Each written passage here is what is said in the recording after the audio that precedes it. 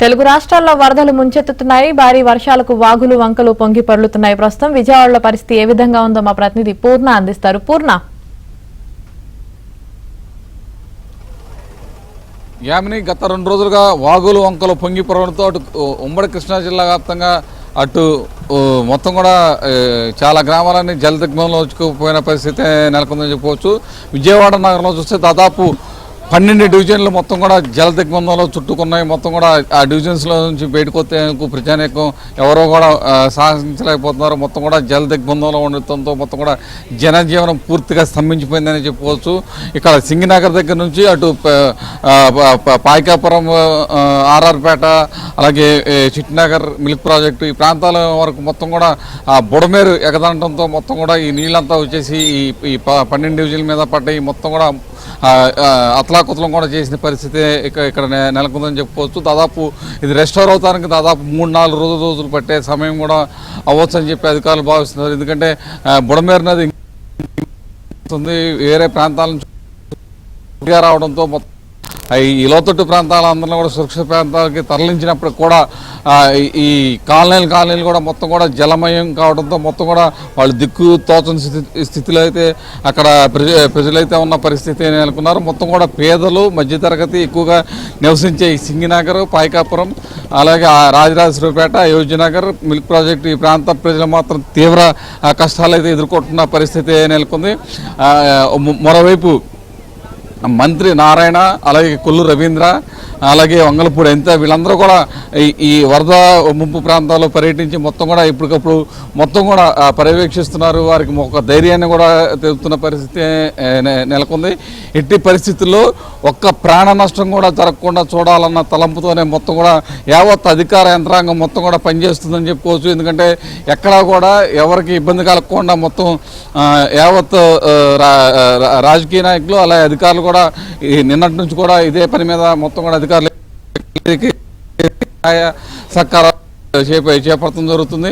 అలాగే అన్నా క్యాంటీన్ నుంచి దాదాపు 1,00,000 భోజనాలు కూడా పంపించాలని చెప్పి కూడా ఆదేశాలు జారీ చేశారు. ఈ నేపథ్యంలో ఎవరైతే వరద బాధితులు ఉన్నారో వాళ్ళందరూ కూడా అన్నా క్యాంటీన్ నుంచి దాదాపు 1,00,000 మేరకు ఆహార పొట్లాలు సప్లై చేసేందుకు మంత్రి నారాయణ ఏర్పాట్లు కూడా చేయడం కూడా జరిగింది. మరి కొద్దిసేపట్లో సింగినగర్ ప్రాంతానికి ఇప్పుడు మనం చూస్తున్న సింగినగర్ ప్రాంతానికి ముఖ్యమంత్రి చంద్రబాబు కూడా వచ్చి మొత్తం కూడా క్షేత్రస్థాయిలో మొత్తం కూడా అధ్యయనం చేసి అసలు ఈ బుడమేరకు ఒక శాశ్వతమైన పరిష్కార మార్గం కూడా చూసే అవకాశం ఉందని కూడా చెబుతున్న పరిస్థితి నెలకొంది. ఎందుకంటే ప్రధానంగా చూస్తే కనుక బుడమేరు వల్ల ఎంత ముప్పు ఏర్పడిందని చెప్పి కూడా ఇక్కడ స్థానిక ప్రజలు కానీ అందరూ కూడా భావిస్తున్న పరిస్థితి నెలకొంది. ఎందుకంటే దాదాపు 2005లో బుడమేరుకి ఇంత స్థాయిలో వరద వచ్చింది. దానికి మించిన స్థాయిలో అంటే అప్పుడు ఇంతకంటే కొద్దిగా తక్కువే వచ్చిందని చెప్తున్నారు. అప్పుడు ఉన్న ప్రజానీకంగానే వాళ్ళంతా కూడా దానికంటే ఒక 2 ఇంకా ఎక్కువే వస్తుంది. ఈ ఫ్లడ్ ఇంకా ఇన్ని రోజుల పాటు ఉండిద్ది అనేది కూడా మాకు అర్థం కావట్లేదని కూడా చెప్పే పరిస్థితి నెలకొందని చెప్పుకోవచ్చు. ప్రధానంగా చూస్తే కనుక మొత్తం కూడా ఈ రోడ్లన్నీ కూడా మొత్తం చెరువులు రోడ్స్ అన్నీ కూడా పోవచ్చు. మొత్తానికి ఈ ప్రకాష్ నగరు, ఆర్ఆర్పేట, అయోధ్యనగరు, అలాగే రాజరాజేశ్వరిపేట, చిట్టినగరం, మిల్క్ ప్రాజెక్ట్ ప్రాంతాలు మొత్తం కూడా జల దిగ్బంధనంలో ఉన్నాయి. మొత్తం కూడా రోడ్లు ఎక్కడ ఒక రోడ్డు అనేది కూడా కనపడుతున్నాయి. ఇప్పటికే ఎన్డీఆర్ఎఫ్, ఎస్డీఆర్ఎఫ్ సిబ్బంది మొత్తం కూడా వాళ్ళ మెకనైజ్డ్ బోట్స్ అన్నీ కూడా తెచ్చుకుని వాటి సహాయ సహకారాలతో వాళ్ళందరూ కూడా బాధితులు ఎవరైతే ఉన్నారో వాళ్ళందరూ కూడా సురక్షిత ప్రాంతాలకైతే తరలిస్తున్నారు. మరోవైపు వంగలపూడి ఎంత ఇప్పుడే మత్స్యశాఖ అధికారులతో కూడా మాట్లాడి వాళ్ళ ఆ బోట్స్ని కూడా ఇక్కడికి తెప్పించే ప్రయత్నంలో ఉన్నారు. ఎందుకంటే ఆ బోట్స్ ద్వారా లోపల ఎవరైతే చిక్కుపోయారో వాళ్ళందరూ కూడా తీసుకొచ్చే ప్రయత్నాలు అయితే ఇక్కడ జరుగుతున్నాయి. రైట్ పూర్ణ, అలాగే వర్షాల కారణంగా విద్యుత్కి ఏమైనా అక్కడ అంతరాయం కలిగిందా?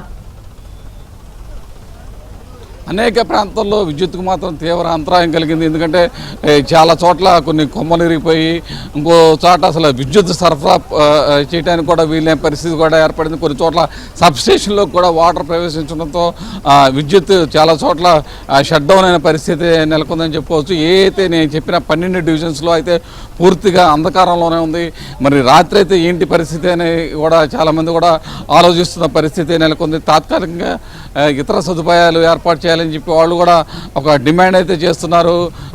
కొన్ని చోట్ల అయితే జనరేటర్స్ సాయంతో వాళ్ళకి పవర్ ఇచ్చే ఏర్పాట్లు కూడా చేశారు. కొన్ని చోట్ల దాన్ని విద్యుత్ని అంటే ఎటువంటి ఆటంకం లేకుండా ఏమన్నా ఇచ్చే అవకాశం ఉందా అని కూడా పరిశీలిస్తున్నారు. ఎందుకంటే విద్యుత్ ఇవ్వాలి అంటే కిందంతా వాటర్ ఉన్న నేపథ్యంలో పైనుంచి విద్యుత్ సరఫరా చేయడం కూడా చాలా కష్టమైనది విద్యుత్ శాఖ అధికారులు చెప్తున్నారు. దీంతో ఎక్కడికక్కడ విద్యుత్ని అయితే మొత్తం కూడా సరఫరా కూడా దాదాపు 12 డివిజన్స్ పరిధిలో పూర్తిగా నిలిపివేసిన పరిస్థితి నెలకొందని చెప్పుకోవచ్చు. ఎందుకంటే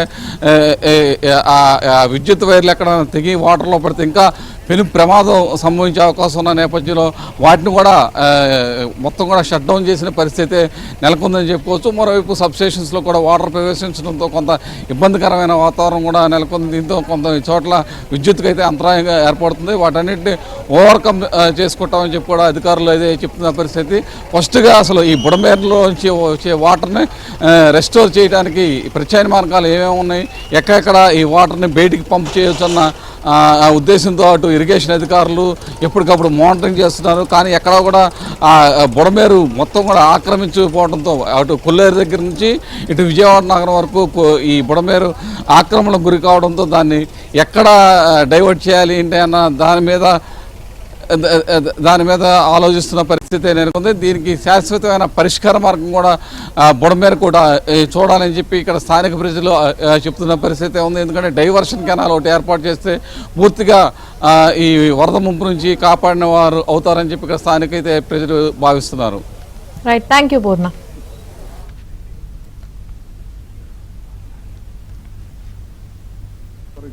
తెలియదా ఆ స్పాట్